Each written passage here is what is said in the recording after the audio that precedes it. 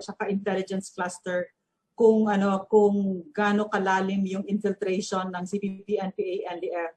Kaya natakot na ilang beses kami ni Eric nag-usap. Hindi ako makatulog. Takot na takot ako kasi sa simbahan, di ba? At saka sa eskwela, yan yung mga media, nandyan sila. So, yan yung these are the institutions that shape our minds and the hearts and the souls of our children and of ourselves, di ba? So, at saka yung nakakatakot doon, nyari sa simbahan, pastor, akala ko dati, for instance, Katoliko ka muna, tapos na-expose ka sa liberation theology, tapos nahikayat ka sa kabilang side, di ba? Tapos mamaya socialism, tapos communism. Akala ko ganun yung pala hindi. Marami sa kanila, komunista talaga, bumaon sa simbahan, at yun, in-infiltrate. Tapos, so nakakatakot, di ba? So, saan ibig sabihin nun? Katulad ng sinabi ni Ka Eric, very purposive, very methodical, very systematic, yung panggagahasa sa Pilipinas, di ba? Na pati yung mga utak natin, mga puso natin, mga kaluluwa natin, sila may pag-aari niyan. Diba? So, the miseducation of the Filipino people is really something that we should take seriously. That will take maybe a whole, siguro a generation is like maybe mga 20 years. So, gano'n na sila katagal dyan. So after when all of this is cleared, we have to re-educate our children and ourselves, di ba? Kasi alam ko kung ano yan, bilang UP graduate, alam ko yung pakiramdam nung nabe-brainwash ka, yung radicalized ka, kasi yan ang oxygen ko. Marami kang hindi nakikita. You're very hateful, kahit yung talents ko in writing, ginamit ko yan para labanan ng gobyerno, etc. etc. Tapos, so that one is very, very scary for me. Na mag-iiwan tayo ng isang bansa na puno ng mga nakikita mo, di ba? Katulad ni Joma Season, paano magsalita? Idiot, moron, di ba? If you don't agree, that's it. But it can't be that way, di ba? And it's a language that's deeply hateful and mistrustful towards government and towards each other, and very, very intolerant of another person's opinions, di ba? Pero nakakatakot kasi doon yung simbahan, yung So, ang tanong mo, ano ang ginagawa ng gobyerno? Before we can change something, kailangan aminin natin at alamin natin kung ano yung problema natin. So ito, ang National Task Force to End Local Communist Armed Conflict, Strategic Communications, sinasabi namin sa inyo, ito, may sakit tayo. Meron tayong cancer, stage 3. So yan ang pinapakita namin sa iyo na buti na lang. Now, can I say something nga? Kasi katrabaho ko talaga yan sila Eric, and lahat naman kami sinusugal namin buhay namin, pero sa kanila ibang level. Talagang sila, I got an intelligence report this morning na there's a special operations group na naka-target kaming lahat. Pero tingin ko, bago ako ita-target, unahin nila si Eric. But I tell you, the country owes our former cadres a debt of gratitude that we can never hope to repay. The fight against to end this scourge will really rest on people who knew talaga and who worked with them. Kilala nila kung sino tong demonyong ito, kung sino tong mga halimaw na ito. Kaya yung makabayan na hindi humaharap sa atin, takot na takot yan sa kanila, diba? So the government is nakita na namin ang laki talaga ng problema. Hindi yan whole of government, it's really a whole of nation. At hindi ito mapapanalo ng Pangulo natin at kahit ng gobyerno, kung hindi ang taong bayan. So dapat masaya kami kasi nakikita namin grabe yung buy-in, grabe yung mulat na yung tao, 'di ba? Yun lang talagang masakit makita yung yung problema pala natin, 'di ba? Pero doon ka naman gumigising pag nasaktan ka na, di ba? Pag nasaktan ka na, doon mo makikita, doon ka magkakaroon ng tapang na harapin kung ano itong problema natin. So, yun ang ginagawa ng gobyerno. But at the same time, there are plenty of programs katulad ng local peace talks, tuloy-tuloy yan. Talagang malalim ang mga sugat na binigay sa atin ng mga teroristang ito. So, dahan-dahan maghihilom tayo. Pero bago tayo umabot doon, Pastor, kailangan alamin natin at harapin natin kung ano yung totoong problema. Kahit na gaano kasakit.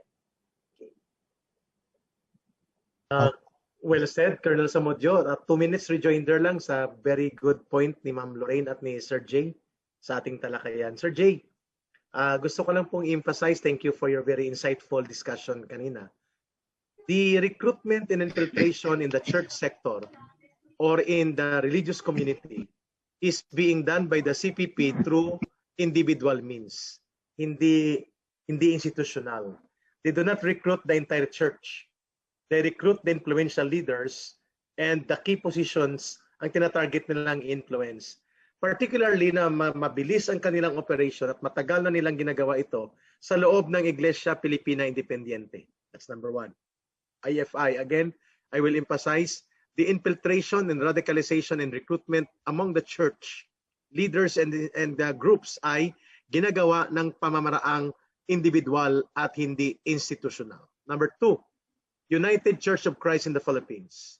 Yan ang masarap at malalim nilang in-infiltrate kasi madali nila itong ma-infiltrate dahil ito ay may mga church planting activities o mga missionary church for activities sa lugar ng mga kung saan marami din ang NPA. So they have the natural link geographically and politically.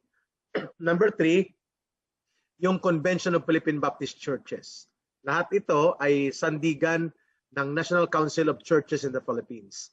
At pati na rin ang Roman Catholic Church. Yes, again, napakabilis po nilang mag-recruit dyan, lalo na kung ang mga natatarget nila ay dati na nilang na-engage sa mga alliances. That's number 1. Number 2, dahil po sa nature ng church na very vulnerable siya pagdating sa mga issue ng human rights, welfare ng mamamayan, nagagamit at nasasakyan ito ng CPP, Pastor Jay, para makapaghagilap ng mga miyembro at makapagtayo ng organisasyon at mga individual recruit among the binanggit ko ng mga spectrum ng church groups, Pastor Jay.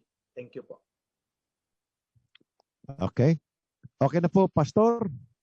Salamat po. Thank you very much po, Secretary Badoy and Kay Eric. Kung gaano kalalim yung infiltration ng CPP, NPA, NDF. Ilang beses kami ni Eric nag-usap, hindi ako makatulog. Takot na takot ako kasi sa simbahan, di ba? At saka sa eskwela, yan yung mga media, nandyan sila. So, yan yung these are the institutions that shape our minds and the hearts and the souls of our children and of ourselves, di ba? So, at saka yung nakakatakot doon, nyari sa simbahan, Pastor, akala ko dati, for instance, Katoliko ka muna tapos na-expose ka sa liberation theology tapos nahikayat ka sa kabilang side, di ba? Tapos mamaya socialism tapos communism. Akala ko ganun yung pala hindi. Marami sa kanila komunista talaga, bumaon sa simbahan at yun in-infiltrate. Tapos so nakakatakot, di ba? So ibig sabihin nun, katulad ng sinabi ni Ka Eric, very purposive, very methodical, very systematic yung panggagahasa sa Pilipinas, 'di ba? Na pati yung mga utak natin, mga puso natin, mga kaluluwa natin, sila may pag-aari niyan. 'Di ba? So the miseducation of the Filipino people is really very something that we should take seriously. That will take maybe a whole siguro a generation is like maybe mga 20 years. So gano'n na sila katagal diyan. So after when all of this is cleared, we have to re-educate our children and ourselves, di ba? Kasi alam ko kung ano yan, bilang UP graduate, alam ko yung pakiramdam nung nabe-brainwash ka, yung radicalized ka. Kasi yan ang oxygen ko, marami kang hindi nakikita.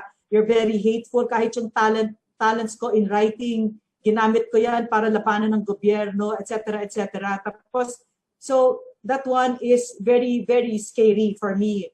Na mag-iiwan tayo ng isang bansa na puno ng mga nakikita mo, di ba? Katulad ni Joma Season, paano magsalita? Idiot, moron, di ba? If you don't agree, that's it. But it can't be that way, di ba? And it's a language that's deeply hateful and mistrustful towards government and towards each other and very, very intolerant of another person's opinions, di ba? Pero yung nakakatakot kasi doon yung simbahan, yung ano. So, ang tanong mo, ano ang ginagawa ng gobyerno? Bago tayo, before we can change something, kailangan aminin natin at alamin natin kung ano yung problema natin. So ito, ang National Task Force to End Local Communist Armed Conflict, Strategic Communications, sinasabi namin sa inyo, ito may sakit tayo. Meron tayong cancer, stage 3.